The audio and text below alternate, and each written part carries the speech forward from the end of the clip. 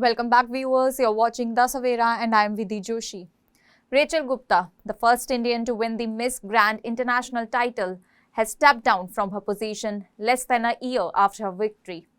In a 56-minute video, Rachel shared her harrowing experience with the organization, citing broken promises, mistreatment, and a toxic environment.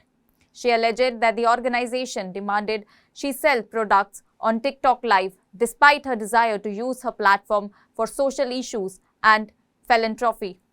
According to Rachel, the organization's priorities were skewed towards making money and she was expected to conform to their demands. She claimed that she was forced to pretend everything was fine on the red carpet while feeling depressed and alone. Rachel alleged that the organization only cared about making money and didn't prioritize the well-being of its queens. Rachel's experience with the organization was marked by a lack of basic amenities. She claimed that she was not provided with food, gym access, or a mobile phone. She had to order food from delivery services which would often arrive late or be cancelled due to her remote location. Rachel also alleged that she was subjected to constant criticism about her weight and body, with one representative pinching her and telling her she needed to lose weight. The organization's treatment of Rachel was not limited to her physical appearance. She claimed that she was threatened with dethronement if she didn't comply with their demands. Rachel alleged that the organization used the threat of taking away her crown as a means of manipulation. She was told that she would be paid a monthly stipend, but she claimed that she only received payment for the first month. Rachel also spoke about the financial constraints she faced during her reign. She claimed that her parents had to help her with financial needs and she had to beg for a yoga mat. Rachel alleged that the organization didn't provide her with opportunities to travel and she was only able to visit one country, the Czech Republic, during her reign. In addition to her allegations against the organization, Rachel also spoke about the contract she was asked to sign. She claimed that she was given a contract to sign without being allowed to negotiate or have her lawyer review it. Rachel alleged that the organization's representative, Teresa, told her that if she didn't want to sign it, she could leave. Rachel's decision to step down from her position was not taken lightly. She claimed that she had to gather the courage to give up the crown and speak out about her experience. In her video, Rachel expressed her disappointment and frustration with the organization, stating that she felt locked in a house all day long with nothing to do. However, the Miss Grand International organization responded to Rachel's allegation with a statement accusing her of breaching her content by engaging in outside projects without permission and refusing to attend an official trip. They claimed that Rachel must return the crown within 30 days. According to the Miss Grand International organization, Rachel Gupta's title was terminated due to alleged unprofessional conduct, including failure to fulfill duties, participation in external projects, and refusal to attend a trip to Guatemala. They claim that she is no longer authorized to use the title or wear the crown and must return it to the MGI head office within 30 days. However, Rachel Gupta herself stated that she decided to step down as Miss Grand International 2024, citing broken promises, mistreatment, and a toxic environment. In a video, she shared her experiences of harassment and mental torture, alleging that the organization uses its queens until they are no longer useful. Rachel said, "I choose to give up my title and resign." Rachel's family has announced that she will be holding a press conference to share her side of the story. In detail, an official statement will also be posted on her social media platform soon. Despite the controversy, Rachel expressed gratitude for the public support and said that she feels free after her stepping down. She is looking forward to using her voice for good and pursuing her passions. Rachel's experience serves as a cautionary tale for aspiring beauty pageant contestants, highlighting the significance of carefully considering the terms and conditions of participation. It's unclear whether Rachel Gupta truly stepped down or was dethroned, as both narratives are being presented. The organization's statement and Rachel's video statement seem to contradict each other, leaving the exact circumstances of her departure uncertain. Hi everyone, I'm making this video today to tell you guys the truth about what I've been going through for the last 7 months as Miss Grand International. I know this is gonna come as a shock to a lot of you, my decision to step down and return my crown and give up my title. but I also know at the same time that a lot of you knew something wasn't right. You could sense, you know, I read all the comments, so I know a lot of you could tell that my reign wasn't going very, very well, and there were issues with the organization on their end, and I just want to be completely transparent for all of you. I want you to know the reasoning behind this. You've supported me so much, even now, and you deserve to know the truth. And more than that, I'm doing this because there are so many girls all over the world who have the same dream that I did when I entered this competition, and I wanted to win the first crown for India, and I did win the first crown for India. And I want those girls to know the truth about this organization, about the people who have created this system, and I want them to understand what they're signing up for.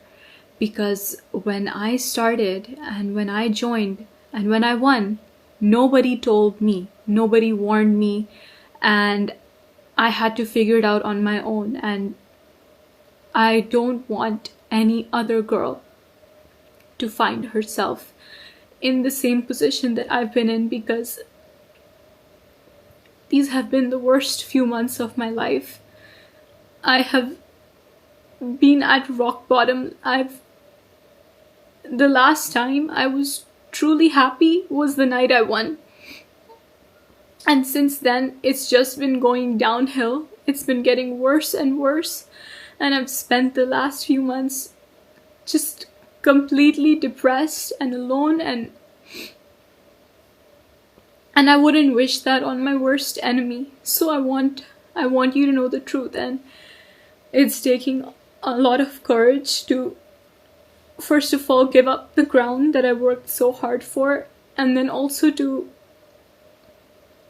talk about it so openly. But I don't want anyone else to be in the same position as me. So that's why I'm doing this.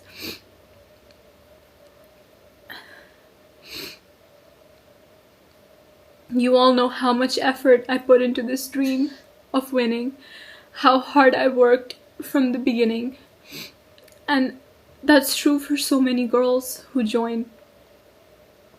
And all I've gotten in return is just constant harassment, mental torture, mistreatment.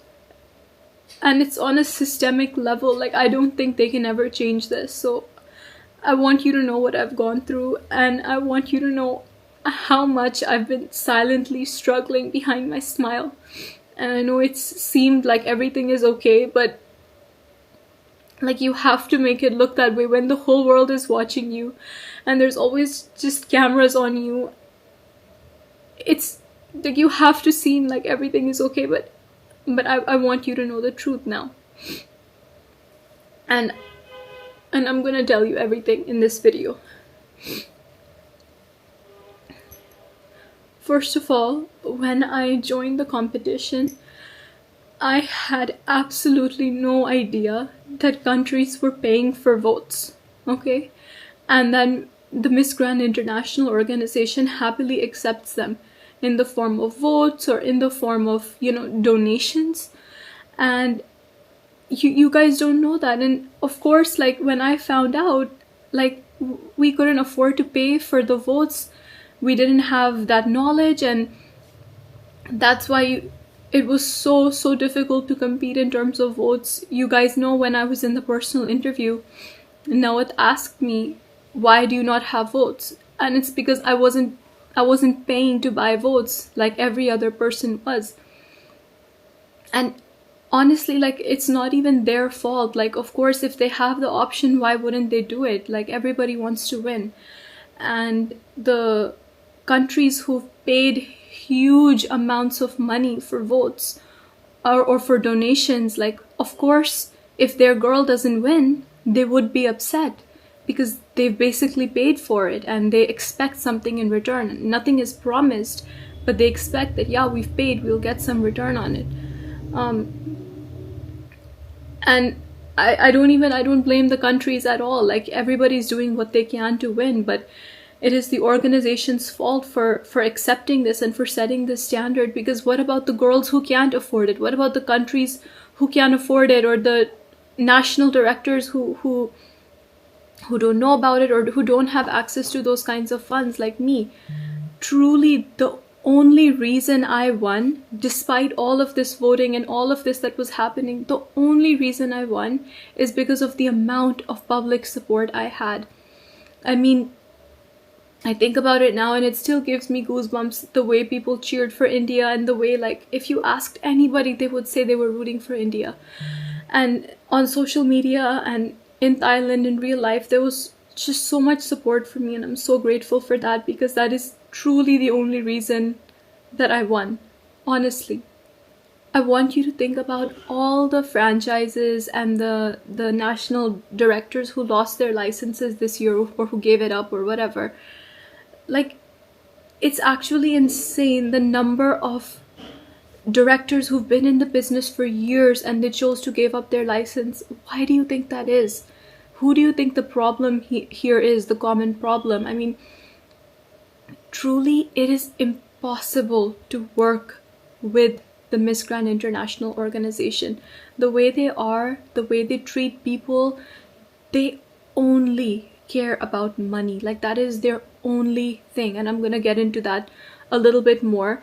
But it made so much sense to me later on when I saw that so many people were dropping their licenses, because nobody wants, even after winning, nobody wants their girls to be in this kind of position, you know? And I had no one to tell me, you know, but I need to be the person who speaks up for what the truth is, and who puts honesty and integrity above my own image. And that's what I'm trying to do today. I've been in Thailand for many months. As you know, I won in October, and then I stayed the whole month of November and 2 weeks of December.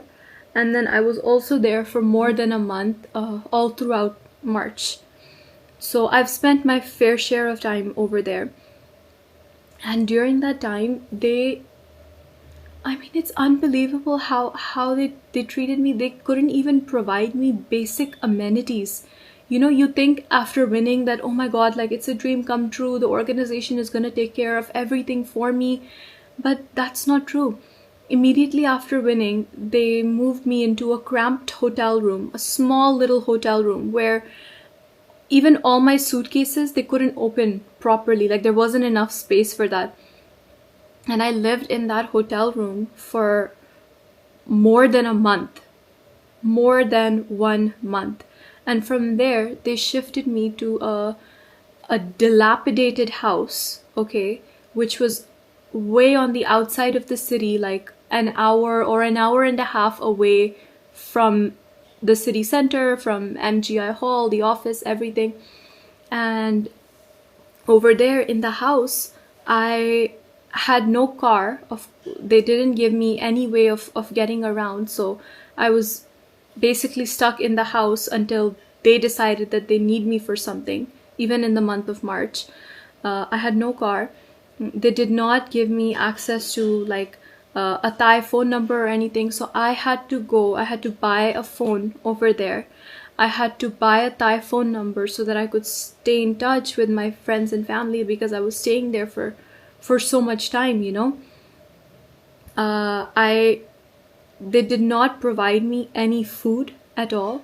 You know, I requested them multiple times that, you know, like, there's no pots and pans in the house. I can't cook. Like, I could maybe go and grocery shop and then cook for myself, but there were no pots and pans. There was nothing.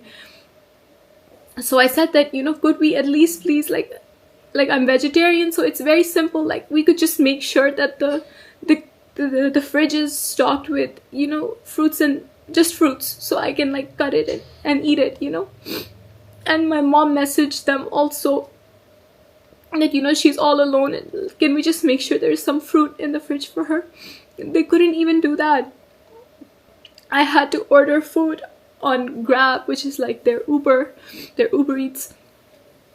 I had to order food every single day, okay? It would take 2 hours to come because it's so far away, all right? And how am I supposed to stay healthy or take care of myself when I can't like eat home cooked food or anything? And it was just so bad. Like most days I would either end up eating whatever junk I had, or I wouldn't order food because it's so far away that the drivers would end up canceling, you know? And I requested multiple times, you know, I have the messages like, please can we make sure there's food? Like, it's their responsibility, you know? I'm there with them, with that organization. They should at least make sure that they're giving their queen food to eat, you know, if not meals or something. And I didn't, like, I couldn't keep pushing, so I dropped it, and that's how I spent my weeks over there, you know? It was so difficult. And then of course, like, they have a problem. Like, I asked them, you know, I'm living here for a long time, like I need access to a gym maybe or something, you know, because obviously you have to keep taking care of yourself, like that's the job, you know. But they didn't arrange that for me. They couldn't. I had to beg and beg and beg for them to give me a yoga mat, until one of the people working for them gave me his like personal yoga mat from his house, you know, so I could do some like workouts over there. And then at the same time they were hounding me and like constantly just talking about my weight and my body all the time. I remember one time, like, they sent their representative to me, and he just comes up to me and he starts pinching me in different places, and he's like, oh, you need to lose weight here, you need to lose weight here. And like that, what am I supposed to say to that, you know? Like, that, it's so embarrassing, and it makes you feel so small and so bad. And I understand, like, obviously I have to stay fit for the job, I have to stay in shape, but it's so difficult, like, when you don't have access to anything and you're just locked in a house basically all day long, you know? Like, what are you supposed to do? There were days at a time when nobody would message me from their team. They just kind of left me in that house. They just left me there. There were no events. They called me to Thailand. There were maybe 3 or 4 events. And I was there for a month. So what do you think I did? And like, everybody's asking me, why aren't you posting anything, Rachel? Why are there no updates from you? And I would just say, oh, I'm really bad at it, or I'm sorry, you know. But the truth is, what should I post? What should I post? That I'm sitting here in the house, like, there's nobody to take pictures of me, there's nothing to do, I'm just sitting here, I'm depressed, there's like nothing to do, like, you know, I mean, and nobody knew, and it was just a really, really, really difficult situation. I love Thailand, I love my Thai fans, but being there was so difficult for me. Just going from that environment to, one day they'd say, okay, we're sending the car to pick you up for an event, and then you have to be ready, like, get ready, go on the red carpet, smile, and pretend everything is okay. And I never spoke with the team. I never spoke with Nawat or Teresa. We literally would meet on the red carpet and just smile and pretend like everything is okay, and like we're best friends, and they're Papa Nawat and Mommy Teresa and me, and we're just one happy family, you know. But the truth is, they don't know if I'm frankly alive or dead until we meet on the red carpet and smile for the cameras together. That's all they care about, is getting that picture. And it's just such a false narrative, because you guys are so sweet and you keep saying, oh, you look so happy together, you look so like they're really taking care of you, and like, it's just not the truth. And I kept pretending like everything is okay, but there's only a certain point I can do that until, you know. I told them that, you know what, I'm here. There's just a few events, like maybe I could go home in the middle or something, so that I can, keep taking care of myself and I can come back, but they didn't let me go home. They didn't give me anything to do while I was there. I basically was just like stuck there alone, and I had to take care of myself. And my mom was so worried about me. After I won, those weeks were some of the most depressing and the hardest weeks of my life, because I was working so much and there was just so much toxicity and negativity in that organization, and every day I would just I would get more disillusioned, and it would get harder and harder and harder for me. And my mom, we would speak to each other, and she saw and she noticed that something is not okay with me, just she knows me really well, so she knew something wasn't okay. And she came there and she stayed with me for a few weeks in November. And I think that really that really saved my life, because it would have been really horrible otherwise.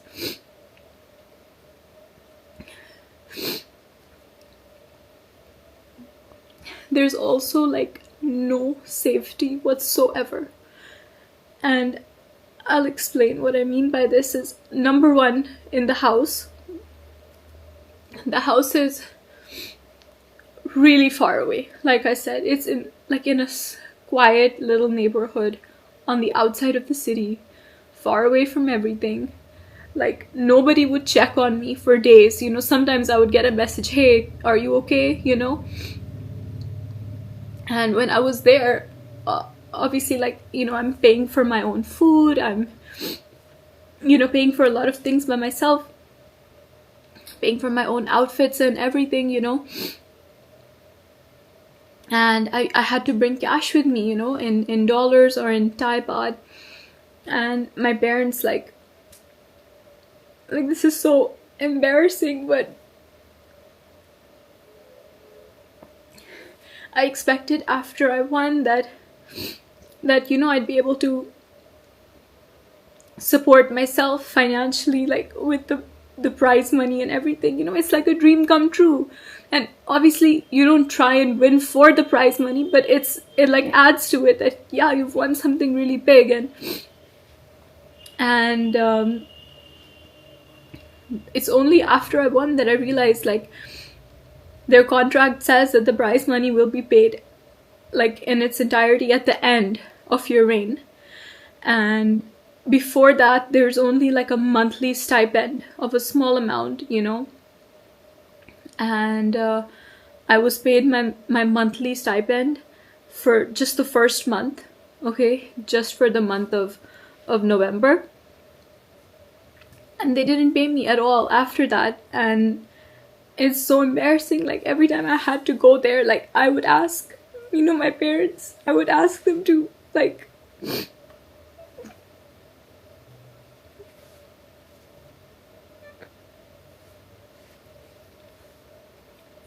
would ask them to,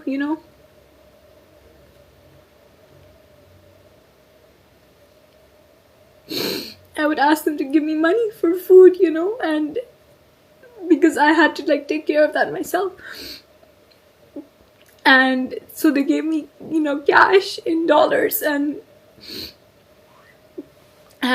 when I was there at the house, obviously if I leave for an event or I spent a week in another province, I had to leave most of my stuff in the house, in my room. And by the way, when I won, a penthouse was promised to me. They showed me a penthouse and they're this is gonna be yours, you're gonna live here. But that wasn't the case. It was either the house or they offered to keep me in the same hotel, but I literally could not live in that small room anymore. It was too much for me. There wasn't enough space and it was too much, so I said I would rather live in the house. And so I used to keep my cash there, in my suitcase, hidden inside. And literally nobody came to the house. Only a cleaner would come one time in a week, maybe. And I had gone to some other province in Thailand for work, and when I came back, my money, I had around $1,700 with me, and there was $1,000 missing. And it was just like I opened my pouch and my rupees were in there and my dollars, and like I know how I left it, but when I opened it, it was all messy. It was in a different place, and I counted, and instead of $1,700, it was only $700, and so there was 1,000 missing. And I thought like maybe I moved it or something. I checked all my suitcases, I checked everything, and I realized like this wasn't an accident, like somebody took the money. Somebody came in the house while I was gone. Maybe it wasn't locked, I don't know. And I messaged a representative and I said that, this has happened, and like it's okay, it's not a big deal, but just please look into it if you can. Like please let me know if there's a solution. I didn't hear anything about it. A month later, I messaged again. I'm like, hi, is there any update? I was back in India by this time. And he's like, no, we're still investigating. I was like, okay. Another couple days or weeks, and I asked again. I'm like, what's the update, No update on the money. And then eventually he sends me a message which is like, we can't prove that you had the money, so there's nothing that we can do. And I spoke to Teresa about it, and I brought up this issue with her. And it's the moment I bring it up with her, like she starts attacking me and blaming me for it. And I understand, okay, it's my fault. Like I didn't lock my suitcase, okay, that's my fault. But I never imagined that something like this could happen on company property when I'm there and I'm their responsibility, Like I'm not a contestant anymore, I'm their queen, and it's their job to take care of me and make sure I'm safe and my things are safe, They can't just say, okay, like go live by yourself and take care of everything, But she fully blamed me, and she's like, if you go to the police, there's no way you can prove it anyways, And I was like, I'm not thinking of going to the police, I just want you to just try and find out, like, if anything can be done, But she just wanted to blame me, and I realized in that moment that these people will never support me, Like, okay, this was just money, and it was just $1,000, which is still a lot, but if it were anything else, they won't support me, And this reminds me also, we were having dinner, Teresa, me, and some other people, okay? And Teresa starts talking about this one queen she had in the past. And this dinner, there's like 3 or 4 other people there. And she starts talking about the queen's personal life, and she's like, yeah, she lied about being sexually harassed. I don't trust her, she's a liar. And I was like, excuse me, but like, how do you know that she lied, And she's like, I know it, she's a liar. She lied, nothing happened. And I was like, don't you think you should believe your queen? Like, if she told you that she was on a work trip with MGI, I don't know the whole story or who the queen was, but apparently she was on a trip to South Sudan with MGI, and she got sexually harassed by the general manager of the hotel. And she told Teresa, and Teresa says, I asked the general manager, he said nothing happened, I just dropped her in her room.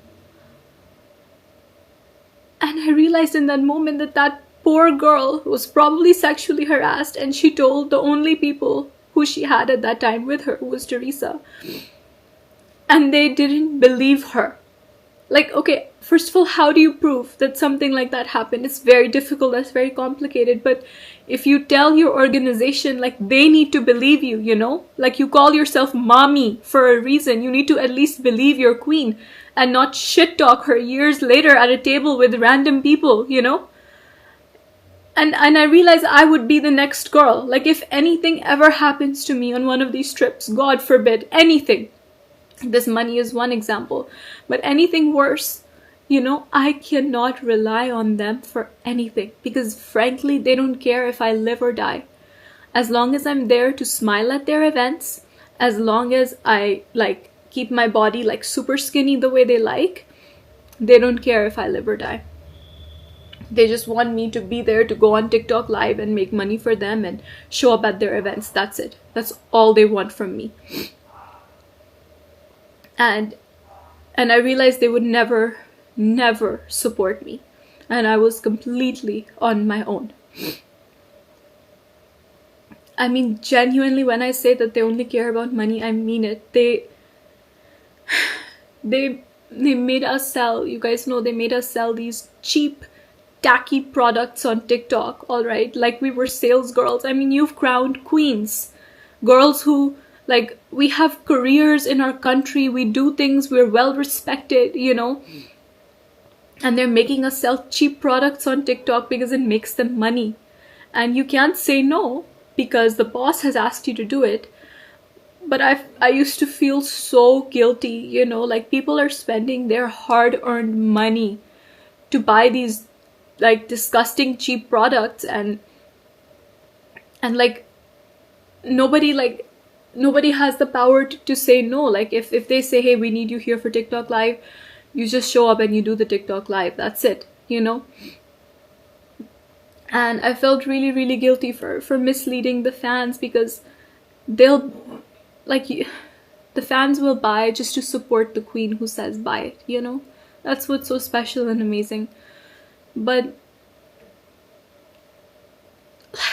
like it baffles me. Like, you have women, like me, for example, a person who's a speaker, who wants to like talk about issues, who wants to create change in the world, who has so many ideas, not just for business but for philanthropic work, and you want her to sell like chili paste and chili sauce and like random things on TikTok? Seriously?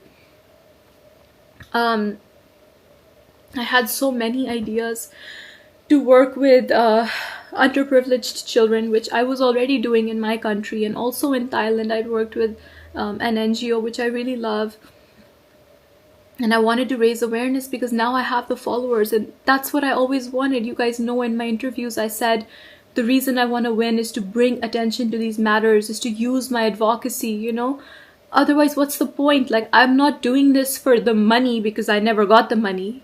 I'm not doing this for the fame, all right, because you have to be popular before you win MGI in order to win. Like, the only reason I'm doing this is so that I can use my voice in a way that matters, Not selling on TikTok, but actually working with charities. Like, they use this whole stop the war and violence thing, but it's all fake. It's a facade. Where is the stop the war and violence? Like where is the work? Where's the advocacy work for that?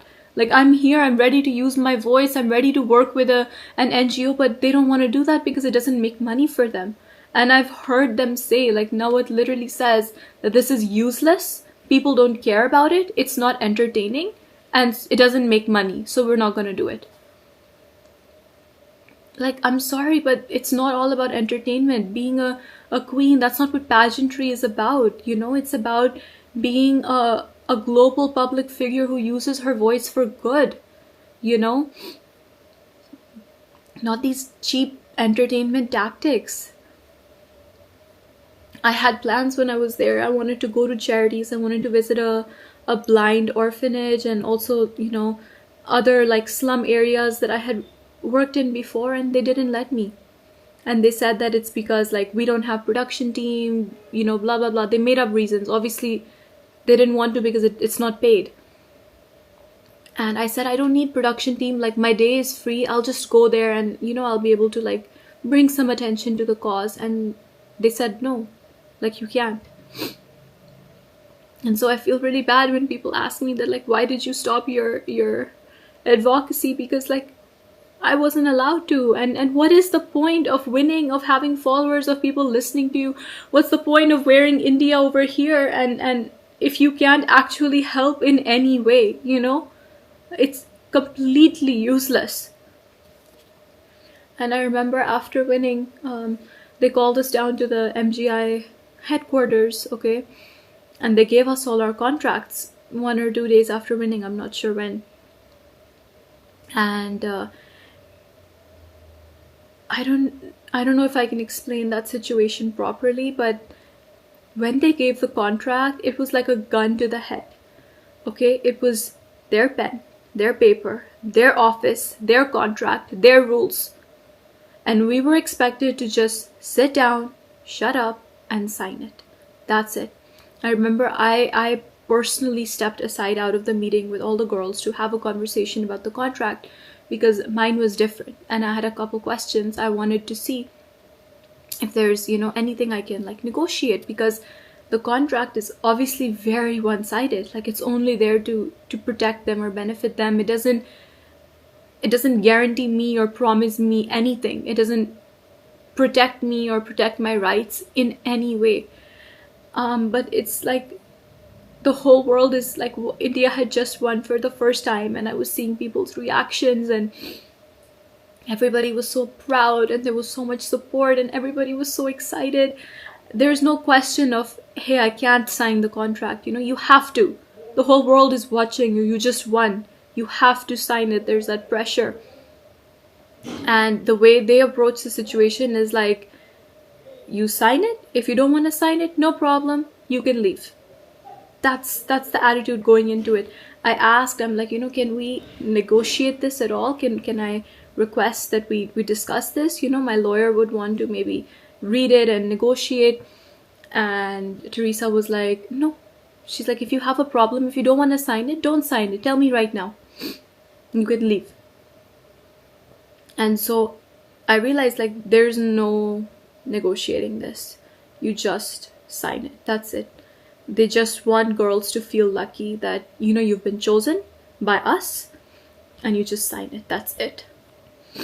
And of course, the prize money was promised to me to be paid, like the monthly stipend, and then the total amount at the end of my reign.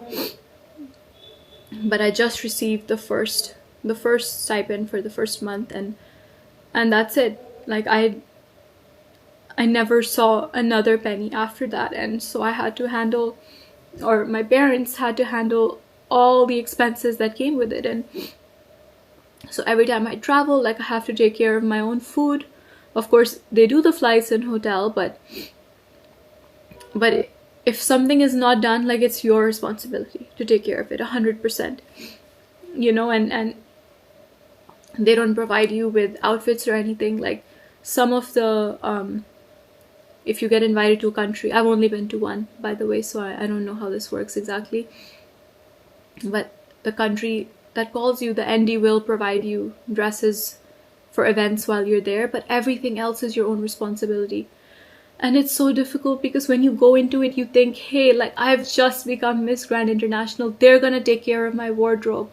They're gonna take care of hair and makeup. They're gonna take care of everything for me. But that's not true. You're still completely on your own for everything.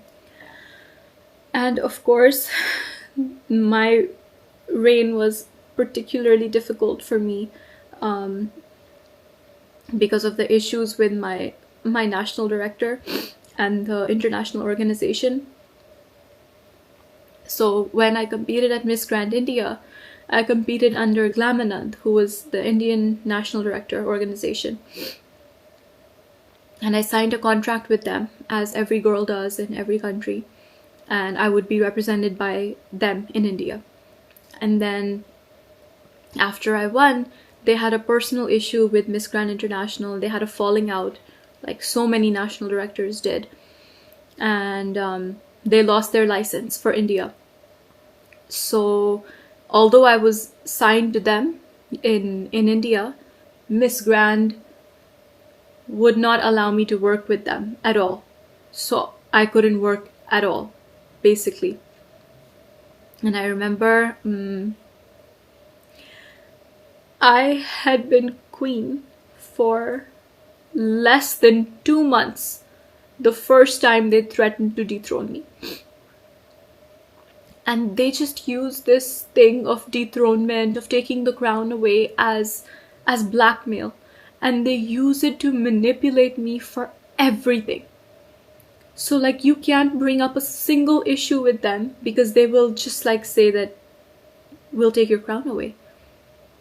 And it was so impossibly difficult for me. Like, after Glamanan lost their license, there was a new license holder in India, all right, some star or something, and they were supposed to do my whole homecoming. You know, we had multiple conversations in December leading up to my homecoming where I was planning it with them. I had big plans, they had big plans, they promised so many things, we were all so excited, you know. But the date of my homecoming kept coming closer and closer, and there was nothing was materializing, you know. And up until the moment I landed in the airport in Delhi for the homecoming, these people, the new organization, hadn't even taken permission from the airport authorities to host my homecoming there. Like, can you imagine? My plane has landed, I'm coming out, there's no permission. I'm blessed that my dad, he was there, he handled everything. He called his own contacts, you know, the marshals in the airport, or I don't know what, but he got at the last minute the permission for us to have the homecoming there. Otherwise they wouldn't have let anybody stop in the airport. They wouldn't have let the crowds in, they wouldn't have let the band or the, you know, the pundits who were doing the prayer, the roses, the flowers, everything, the red carpet. None of that would have been allowed. And he did it last minute, all on his own, with no support. Same for my Jalandhar homecoming. My dad had planned this amazing, like, a parade with like circus performances and like media, news, everything. Like, he arranged it himself. Neither did Miss Grand International do it, nor did the new national organization do it, you know. They just came, they took their photographs, they posted everything first with their watermark on it of my event, my homecoming. They took credit for everything, and then they left. In fact, they left in the middle of my press conference here because they had their content, they didn't need anything. They literally left in the middle. So, and now they're using my photograph everywhere to promote their event, and they didn't do anything for me, you know. Like, I was left completely alone. I couldn't work with the people I had a legal contract with Glamanand, and because MGI and the new people wouldn't allow it, and I couldn't work without Glamanand either because that's who I have a contract with. So I'm literally stuck over here. And when I'm in India, like, there's nothing I can do because of these issues, and just constant threatening messages from MGI saying we'll take your crown away. I had to let go of so many opportunities, big interviews by like I don't even know if I can say. I had to let go of a lot of really, really big opportunities simply because I wasn't allowed to take them. I couldn't because I was stuck. And so all the comments that are like calling me jobless and like saying, you know, why is she not doing anything? Why is she not posting? Why is she not updating? Why are there no appearances? Literally because I wasn't allowed to. And can you imagine how difficult and stressful it was for me? Because when you win, you expect your life to change overnight. That's what I expected. You expect that everything is going to be perfect and you're going to get all these opportunities and offers and it's all going to work out. But that's not the case. That is not the case at all. And I had to struggle and fight, and I had to sit home and do nothing because I had to say no to everything that was offered to me in India. So whatever duties were given to me by MGI, I did all of them. I was at every event. I did everything. I did not work outside of them at all. All right. At most, I would do 1 or 2 unpaid things because like I'm not getting paid, so I'm allowed to do it, you know. But other than that, I would just do nothing. And this was like the hardest thing of all, hard to explain to all of you. Like, it feels like such a weight off my shoulders now to be able to tell you this, honestly. I was so excited to travel also, you know. their favorite sentence to use is more than 20 countries. You're going to travel to more than 20 countries. What traveling? Like, I'm sorry, but it's May.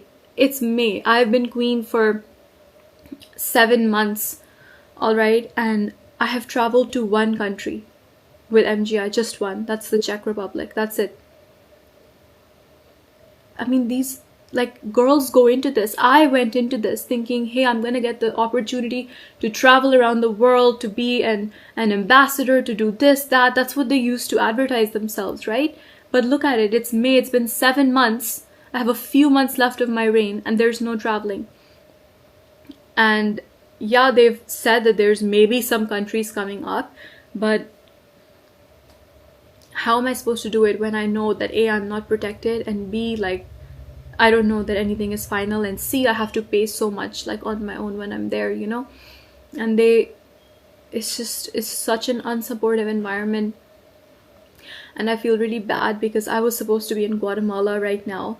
You know, the national directors of Guatemala had invited me there, and I feel bad that I wasn't able to go. But I had been talking to Miss Grand International.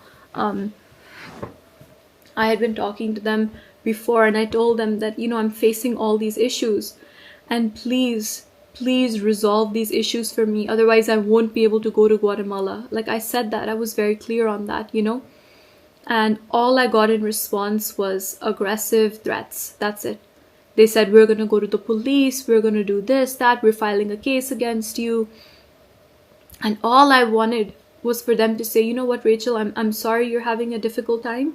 We're going to look into it, and we're going to make sure you don't have any problems. That's it. Like, I've done everything that was asked of me. All I needed is a little bit of support, a little bit of knowing that I'm not in this alone and that the organization is with me. But they're not. They only care about making their money. I know that Nawat publicly blamed my passport, you know, for me not traveling a couple months ago. He said that Rachel's not traveling because she has issues with her passport and she's applying for lots of visas, you know. Like, that's not true. Okay, I understand an Indian passport might not be the strongest in the world, so it's easy to blame, but me personally, I have 10-year visas for the US, UK, Canada, all right, which basically grants me access almost everywhere in the world. And I applied for my Schengen visa the day they told me to. I applied and I got my Schengen visa for 3 months within like 6 days. So that's not the reason I wasn't traveling for so many months, is because I'm struggling with my passport. It's because there were no travel opportunities for me. And another reason I hear a lot is people think that Rachel can't travel on her own. I would be more than happy to travel on my own if they present the opportunity to me. But they didn't. And I've been here, I've been ready to work, ready to be queen, ready to actually have the reign that was promised to me. But like, I'm not being offered those opportunities. Like, I've only been to one country. That is so shameful and embarrassing. And even that trip, like, I will never forget my trip to the Czech Republic, because the Czech team is so nice and sweet and amazing, and they put on an incredible event over there. And I remember the day after the event, Teresa, me and the national director, we were together, and she starts yelling at the national director, telling her that she had a bad show and that she picked the wrong winner and just XYZ, like lots of issues. She went on for an hour yelling at this woman who is a grown woman running her company, living her life, doing her best, who got so many sponsors, who did such an amazing job. And she yelled at her until she cried. And I realized in that moment, like, if Teresa can yell at this woman like this, like, what am I for her? I'm nothing. What are any of her queens to her? They're nothing. You know, they call themselves Mommy Teresa and Papa Nawat, but you can't just call yourself mom and dad. Like, you have to act like it. You have to protect your daughters. You have to be there for them. I'm sorry, but they couldn't be the furthest thing from parents. They are cold-hearted business people. They just want to extract your use, make money off of you, and that is it. That's all they care about. And the other thing they care about is how you look. That's it. I remember after winning. The first time I sat at an event with them for Miss Grand something, whatever, I don't remember which one it was. But the girls were performing on stage, and I was so excited that I'm finally sitting on the other side of the stage, you know? I'm not on the stage, I'm on the other side, and it's such a proud moment for me. And I was sitting with them, and I heard the way they speak about these girls. Girls who they're giving their heart and their soul performing on stage the way all of us do. And I was there to hear the conversations about how they judge them and how they speak about them. The kind of derogatory, body shaming, disgusting, deplorable comments they make. Like, I can't even say that on camera. I would never speak about another person that way. Saying like, oh, she's all right, but her knees are too fat, you know? She'll never win because of her knees. Like, every aspect of the body is pointed out for every girl, all right? Like, she's to this, she's to that, this is to this to that. And I don't know about you, but like, I can't sit through that. I was so excited to be there and be on that side of the table, but just to hear these conversations, it really disturbed me mentally. It made me feel sick. Like 15 minutes into the event, I was sick. I was ready to throw up. I just wanted to leave. I wanted to like cover my ears or something, because I could imagine that that's how they spoke about me and the girls I competed with as well, you know? And I don't even want to imagine what kind of comments they were, you know? This claims to be an organization to support women, to champion women. It should be more than that. No, it should be more than what a girl's knees or nose or like, I can't. Like, they pretend to be so body positive and forward thinking, and yeah, sure, they admit that you need a good body to win, but there's all kinds of bodies competing, right? And they say that that's not like, that shouldn't be a factor, but the truth is, like, you are letting yourself, if you're competing there, you're letting yourself be judged top to bottom in the most disgusting way possible by these people. And I frankly cannot be a part of that. I'm not a woman who will tear down another woman because one part of her body is not completely perfect. They don't care about how you speak. They don't care about what you think. The only thing they care about is what you look like. That's why they used to send people to pinch different parts of me and tell me to lose weight here. And I had so many ideas for them. You know, I wanted to work. I had the arm popper idea. You guys know I made an ad. I made a product. I did the packaging. In fact, now it's requested me to create samples of it. My parents had the samples made in India. We were working with local creators and cottage industries here, because it's made by, the snack is made by, like, you know, by people who support themselves off of this. It's a very small industry, and I wanted to help them grow their business and take it worldwide. You know, it would have been such a support to the economy. But they weren't interested in that, you know. And people ask me, where's your arm popper? I don't know. Like, I wanted to do it. I was fully ready to do it, but they just don't take these things everywhere. It's easier for them to keep selling the products they already have, you know, on TikTok. That makes money. Why they don't want to invest in something else? The whole time that I was working with Miss Grand International, the last 7 months, I was constantly harassed, manipulated, ignored, and left to fend for myself, all while dealing with the intense and immense scrutiny of the public eye and all the attention that it brings. These have been the hardest few months of my life. And I know that MGI right now, they will go to any lengths to defame me, to malign my name and my image, and to like destroy my credibility. They will say anything, frankly, anything. A lot of people will choose to believe them. A lot of people won't. I hope you see for yourself and you recognize the pattern of disrespect and the systemic failures in their system. I, of course, don't have the same resources as this huge public limited company that's been operating for like so many years. But what I do have is the truth. I have integrity. And I will stand by that. And I will stand by myself. I have the strength and support and love of the fans, and that's what matters more than anything. Don't forget, alright, if you're a person, a fan who supports this pageant or supports any pageant, you have the power to decide where people's attention goes. With every post you make or every view you give, you decide what makes a bigger impact in the world and what doesn't. And if you're thinking of supporting this pageant, or if you're a girl who's thinking of, God forbid, thinking of competing in this pageant, please go into it completely aware of all of these things. That even if you win, you'll be completely on your own and you're not going to get any love or special treatment or safety or support from this organization. The organization, the Miss Grand International organization, does not care about you. It does not care about its queens. All it wants is to use its queens until the queens are not useful. And I could not be a part of this anymore, which is why I chose to give up my title and to resign. I know there will be a lot of queens after me. There were a lot of queens before me. Queens are gonna come and go. It's not gonna end everything, this video right here. But I hope it at least sheds the light on the truth for some girls and some fans and some people who will think twice before supporting this organization.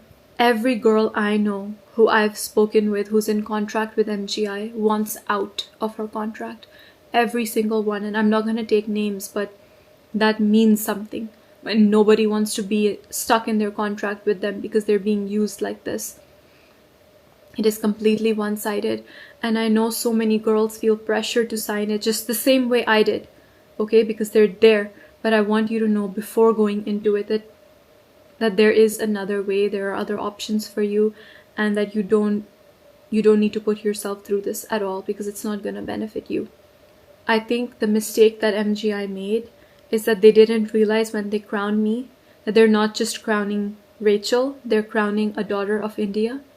They're crowning somebody who will speak for her country and her people fiercely. They're crowning somebody who will be supported and loved by so many people who care about integrity and honesty and who care about humanity. That's what this is about at the end of the day.